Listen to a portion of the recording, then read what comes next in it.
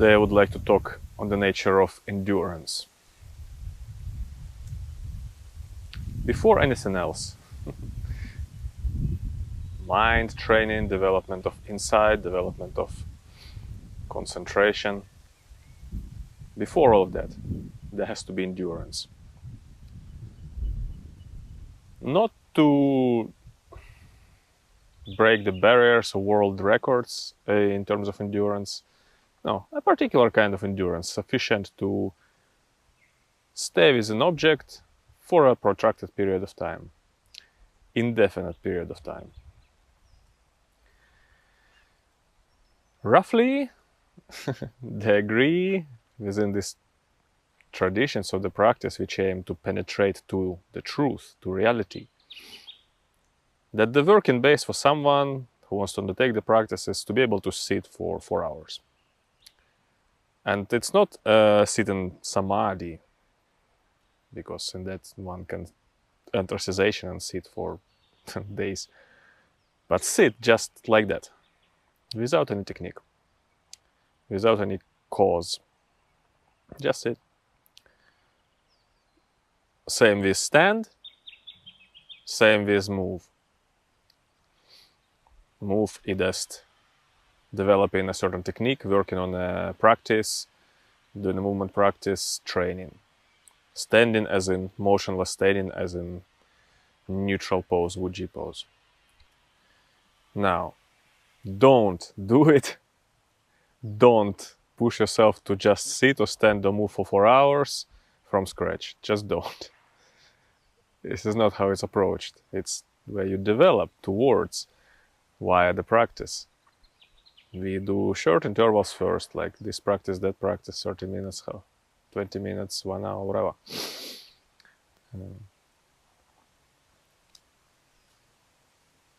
Given that there is no technique to sit with, there are states of mind, if you like.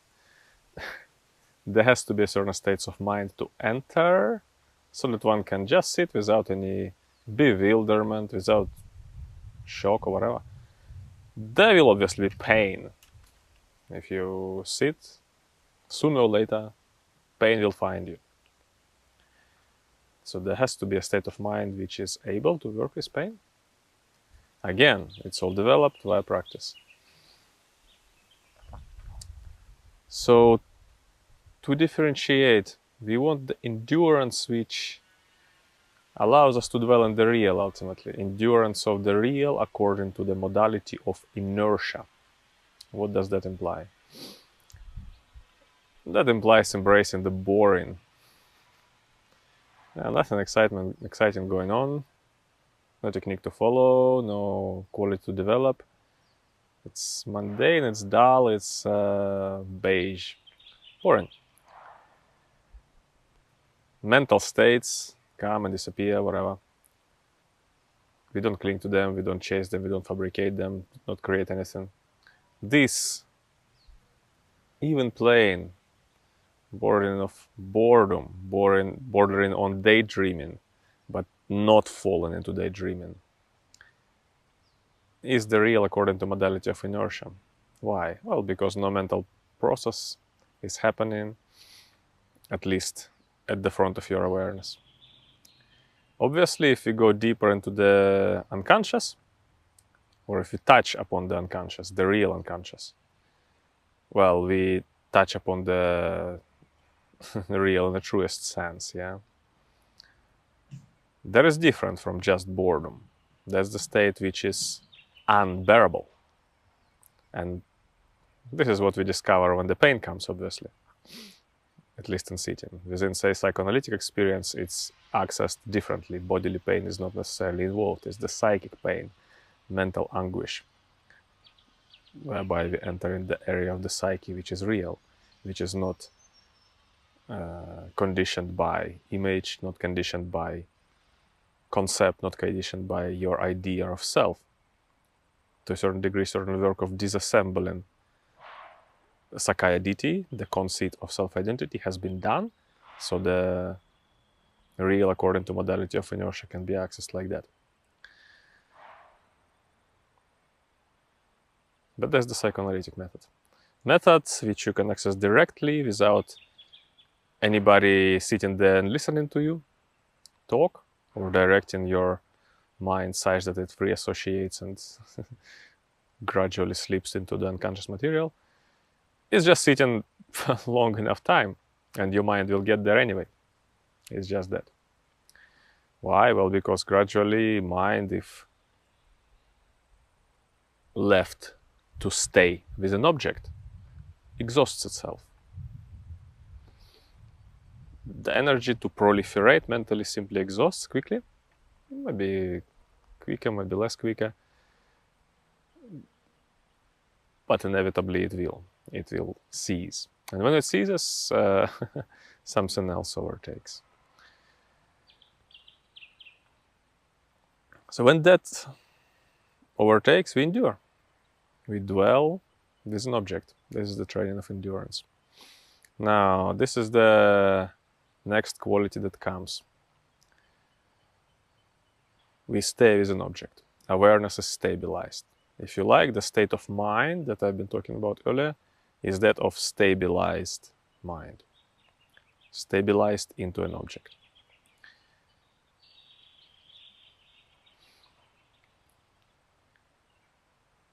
So we already practice listening, immersion of attentiveness into the body, etc. All of that teaches us to stabilize the mind on a certain object in the body. So we sustain that. Whatever arises, passes away, and within those spaces in between of arising, which are gradually becoming longer, more protracted, this is where they access the real in accordance to modality of inertia. Why inertia? Well, because nothing happens, it just drags along, So we stay with that. Second challenge is dullness, that you lose in the object. So notice, to train endurance, we already have to have mindfulness established. Alertness must be there, must not slip into dullness. If it slips into dullness, you start daydreaming, you lose in the object, you fall asleep. No use. Mind proliferates, that's no longer real. That's the imaginary process taking over. You have been overtaken by lethargy, drowsiness, one of the 5 hindrances. Another thing from the spectrum of hindrances that may arise is, of course, opposite of lethargy, restlessness, agitation. The energy becomes jittery. You become twitchy, jerky. Lots of micro movements start to arise, which are not necessarily chi, saturating the body, freeing it up, thereby opening spaces. You become wider, etc., expanded. Movements may arise from that as well. That's a different kind of movement when it comes from restlessness. This jittery, jaggedy movement comes from unrest in the mind. The mind excites, allays the chi, chi then distorts the body. You experience it as unpleasant via reactivity to that which is unpleasant. Arises more movement, it goes on. Eventually you end up rising up from your seat and walking away, doing something else. Mental process has taken you over, your practice is gone. We can talk about other hindrances. Aversion may arise to unpleasant phenomena. Attraction may arise to pleasant sensuality-based phenomena within the body. You go on. Doubt may arise as to why am I doing it for? Why do I need to do this meaningless activity of enduring some weird state where nothing happens which is not going to profit me? You go on. Your practice is finished at that time.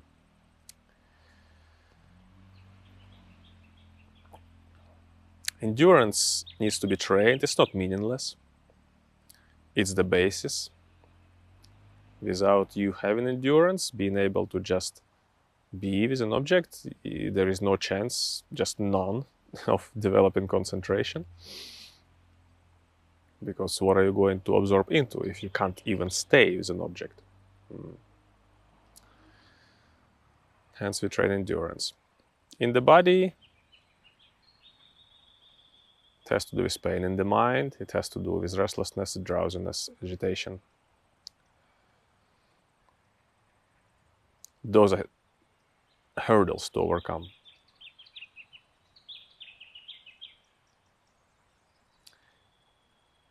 Now, another differentiation. Naked endurance as opposed to insight. In and of itself, endurance won't get you too far because it's a foundation. What will get you far is insight. We learn to differentiate, we teach the mind how to differentiate, contemplate, establish difference between pain, which is a feeling, and the body, which is the materiality made of 4 elements: earth, water, air, and fire. We teach the mind to discern how mental processes arise, how disappear, the dependent origination. We teach the minds in regards to the factors causing the concentration, etc. More than anything else, insight is a practice of discernment, which is orchestrated via your faculty of cognition. You contemplate phenomena on the basis of endurance. Just enduring pain will not going to teach you much. Pain won't even disappear. Or it disappears, new pain arises, it goes on. But if you can't just sit with that, well, again, you have no ground to develop insight. You have no ground to develop concentration.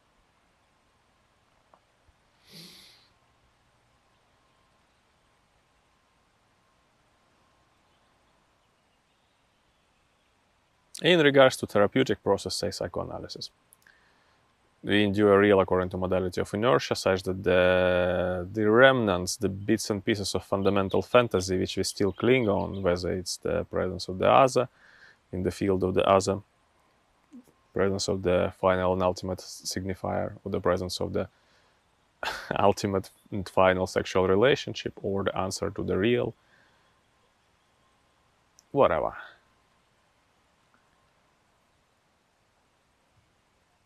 We allow these micro-clingings on the level of unconscious to exhaust themselves. That's the meaning of endurance of the real according to modality of inertia. Don't make mistake thinking that you have to sort out issues with having to do with your past. There's nothing can be done with the past. We don't process the past as such. Even within psychoanalytic context, there is no processing of the past. It's a misconception. Past is not processed. It's the unconscious formation which arises now, which may include within itself elements of memory. And memory is the only way how you deal with the past. You never deal with the past. You only deal with mental formation arising in the present. So these unconscious formations, when they arise, they're dialectized, inserted in the wider discourse of your self, and thereby their affective value is nullified or dissolved, dispersed throughout metonymic network of signifiers which constitute your world, your other. Within the practice of Dhamma, naked endurance, if you like, even that is not done. Or, well, it can be done via your contemplation, discerning this arising phenomena as memory, sanya, perception, that's all. You know it, phenomena arise, phenomena disappear, is gone. You don't cling, you don't investigate, oh, this happened to me because my parents did that, or I didn't do that and this, and you gone. You finished. You followed the trail of mental proliferation. It is not by unraveling, integrating every second aspect of yourself that you attain peace with yourself. It's by knowing the true nature of all these phenomena for what they are, that you attain peace, is by seeing no self at the core of your self-centered cravings, that you attain peace.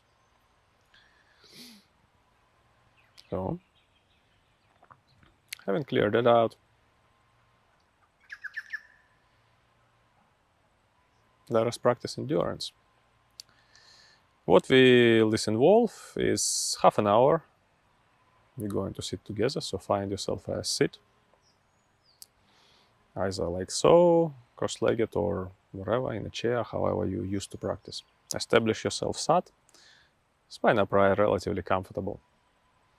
Relatively, because you can never be absolutely comfortable. Even when you're absolutely comfortable, the moment pain comes, you're no longer comfortable.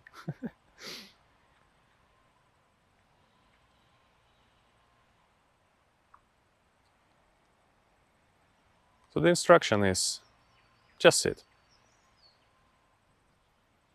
Don't move. We want stillness.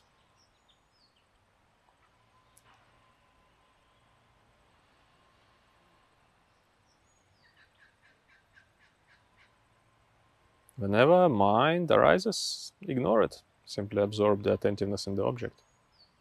Simply dwell with an object. In this case, an object is you, your seated posture. Obviously, you will more than anything involve mind, but we ignore that for now. Just sit.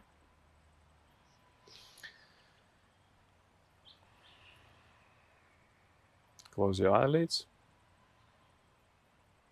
Establish that course. Fortify your mind on resolution to sit through this half an hour without moving. And let's roll.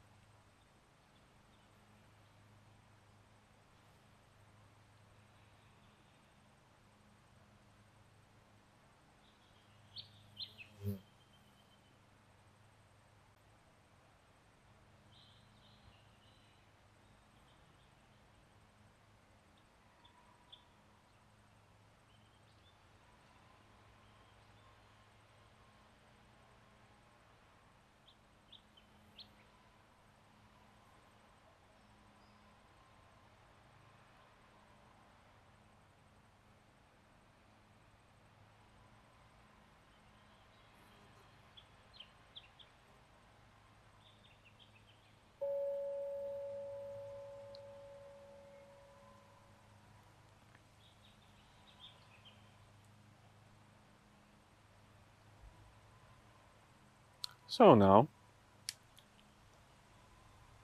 you can know for yourself how your mind was during sitting. If it was mental anguish, if it was not possible, if it was painstakingly unbearable, well, that's one extreme. Somewhere in the middle, it's being jittery and jaggedy and falling asleep, either one or another. That's somewhere in the middle, and closer to the more or less accomplishment, maybe mild annoyance, whatever. Or you completely just sat there and it was okay. There's a spectrum. Wherever you find yourself, you can self-evaluate. If it's on the range of the unbearable and highly difficult, well, then the foundations need to be revisited. Basic practices of listening need to be revisited, etc. More body work need to be done, more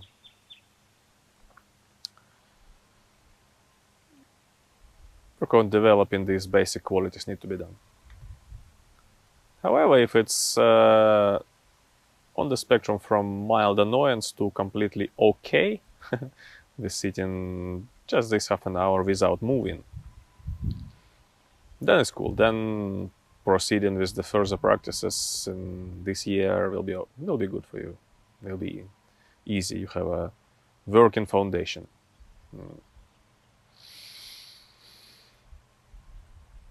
Now, endurance, when it comes to pain or mental anguish, is of course on the lowest end of the spectrum of skillful mental attitudes. Following from endurance, there is tolerance. It's that you can tolerate. Endurance means you have to grit your teeth and just bear through it, right? Whether it's pain or mental unrest. Bear through it until you emerge on the other side, hopefully, given that you don't do any investigation. Tolerance is that already more mild attitude. You don't have to work so hard at sustaining your focus. Yet, you still have to work. Patience is the next one on the level. What does patience imply? Well, it's the quality, isn't it? It means you don't have to exert energy, so to speak, on the level of strenuous effort.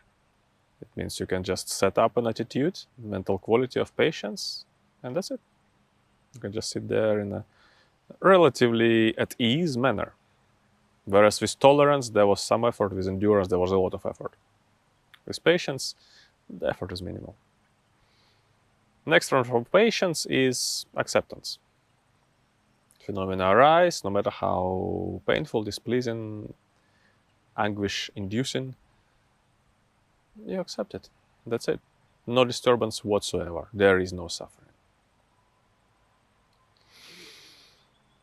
Again, that's how it can evolve. For now, this is what it is, a sort of a tester exercise to see. And if it's unbearable, return to previous practices. So, stretch out your body before standing up. Maybe don't get up straight away and unfold your legs, etc. Stretch, move. That's it for today. Thank you.